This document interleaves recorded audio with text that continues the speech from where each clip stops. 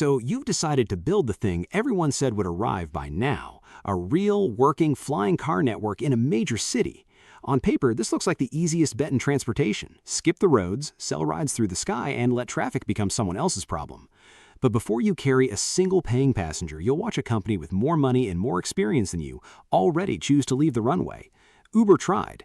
After years of work developing its own air taxi division, it walked away in December 2020, folding the entire thing into a smaller rival and admitting it couldn't build the network alone. Meanwhile, one of the largest automakers on Earth just did something almost nobody predicted. It agreed to take majority ownership of a flying car company's factory floor. So here's the mystery worth solving. If this business keeps breaking companies that should know better, what does it actually take to be the one that survives? Most people assume the hardest part is building the aircraft. It isn't. Electric vertical takeoff and landing aircraft, eVTOLs, already fly. Joby Aviation has cleared more than half of the 5-stage FAA certification process it needs to complete before carrying a paying passenger.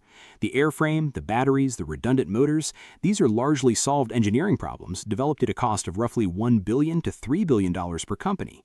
The real problem starts once regulators get involved. Certifying an entirely new category of aircraft typically takes 5 to 7 years and adds several $100 million more because a car that breaks down pulls over, an aircraft that fails is fallen. That difference is why certification, not engineering, has quietly killed more of these companies than any battery ever has. Joby has said commercial passenger flights could begin before the end of 2026, but the launch city won't be in the United States. It'll be Dubai, where the regulatory path moved faster than it has anywhere else. Certification only clears you to fly. It doesn't give you anywhere to land. That's where vertiports come in, miniature airports scattered across a city, each needing real estate, charging infrastructure, and its own safety zoning, at a cost running into the tens of millions of dollars per site.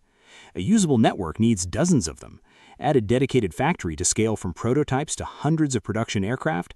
Archer Aviation's facility in Georgia alone is built to produce 650 aircraft a year, and the full bill for a serious attempt at this business lands somewhere between $5 billion and $10 billion before a single fare is collected. That's in the same range as building a professional sports stadium district or an entire semiconductor fabrication plant. Analysts have floated a $1 trillion total addressable market for urban air mobility within a couple of decades. That single number is doing two jobs at once. It's the reason billions in capital keep flowing in, and it's the reason skeptics keep pointing out that a $1 trillion market projection means nothing if the market itself doesn't exist yet. So here's a question worth sitting with before we go further. If you had $5 billion to spend, would you put it into a flying car network or into upgrading the trains and roads that already move millions of people every single day? There's no obviously right answer, and that's exactly why so few investors have been willing to go all in. None of that money appears from nowhere, and who provides it explains almost everything about who survives. In June 2026, Toyota didn't just invest in Joby Aviation, it took a 51% stake in a new manufacturing joint venture, pushing its total commitment toward $894 million and putting its own production system behind Joby's aircraft. Archer Aviation built its capital stack differently. United Airlines placed a $1 billion order for up to 100 of Archer's Midnight aircraft, while Stellantis agreed to contribute up to $400 million to help scale production at its Georgia factory. Neither partner is writing a charity check. An airline gains a feeder service into its hubs. An automaker gains a foothold in transportation before someone else claims it. The pattern is consistent. The companies still standing are the ones that convince someone with an existing business to protect to write the check. Uber is the case study that shows what happens without that alignment. Starting in 2016, Uber Elevate spent years building the software and routing tools an air taxi network would need, partnering with Joby as its aircraft supplier. By December 2020, Uber gave up on doing it alone. It folded Elevate entirely into Joby, investing another $75 million into the company, bringing its total stake to $125 million, and walked away from owning the network itself. The lesson isn't that the idea was wrong, it's that even a company with billions in revenue and one of the most recognizable transportation brands on Earth decided the smarter move was owning a slice of someone else's aircraft company rather than building the aircraft, the network, and the certification pathway all at once. Assume you clear all of that, the aircraft exist, the vertiports are built, how does anyone make money? The first version looks like a premium rideshare service, priced somewhere between $100 and $300 a trip.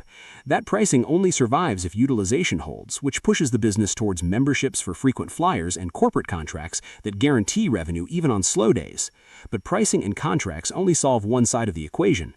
The cost side is where this quietly becomes a different business altogether. Before we get into that, here's something worth thinking about. If your city offered a developer several $billions in incentives to build this infrastructure, would you call that a smart bet on future transportation or an expensive gamble on a technology that might never reach ordinary people? Keep your answer in mind, because the next number might change it. The assumption is that electricity is the biggest expense of running one of these aircraft. It isn't, not even close. For a traditional helicopter service, the pilot alone can account for 30 to 50% of total operating costs, which is exactly why nearly every eVTOL company is racing toward autonomous flight, not as a marketing feature, but as the single biggest lever available for making the business work at all. Remove the pilot, and the economics change completely. Keep the pilot, and you're running an expensive helicopter with better branding.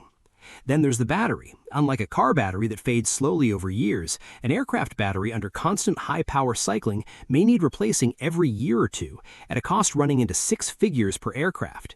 Add insurance that reflects the genuine risk of flying passengers over dense cities, and one insight becomes clear. The vehicle is the cheapest part of this business. Everything required to keep it flying safely, legally, and insured is what actually decides who survives. Run the numbers on a single $3 million aircraft that needs to cover financing, maintenance, insurance, and crew within 5 years. At a $150 average fare and roughly $100 in operating costs per flight, that aircraft needs 8 to 12 paid flights a day, every day, just to hit the utilization investors are counting on. Now assume demand arrives at only 30% of projections, a realistic outcome in a market that has never existed before. That same aircraft stops paying for itself and starts losing money every month it sits underused. This is the pattern behind almost every futuristic transportation idea. The technology rarely kills the business. Filling every seat, every day, at a price people will actually pay, that's the problem nobody has fully solved.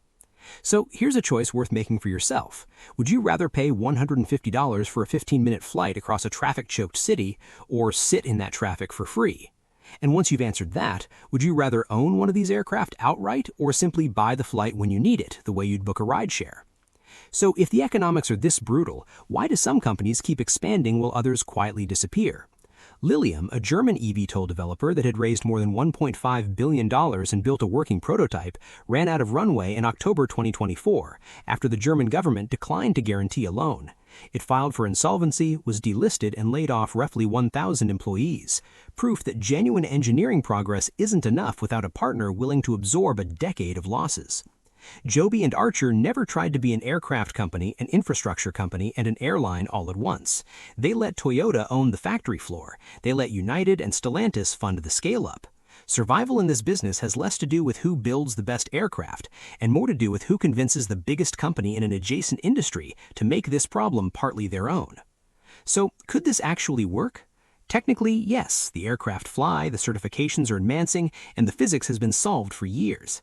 Economically, it remains an open bet that depends on autonomy arriving on schedule, battery costs continuing to fall, and cities willing to build infrastructure before demand is guaranteed.